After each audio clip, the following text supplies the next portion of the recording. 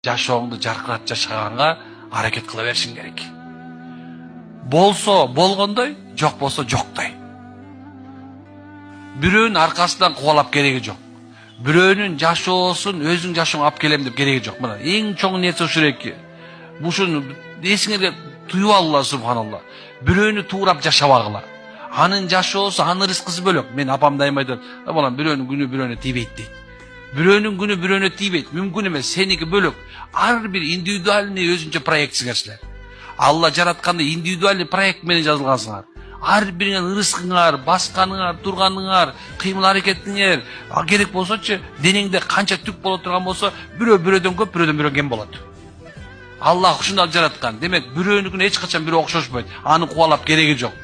Жашоону кубалап керекпи? Цивилизацияны кубалап керекпи? Маданиятты кубалап керекпи? Жок, андай эмес. Болгон нерсеси ортолукту кармаңыздар. Алла Куранда айтат да, вусто деген сөз бар да, ортолук. Жашоодо бар нерсени ортолук кармаганга үйрөнүү керек. Зарыл.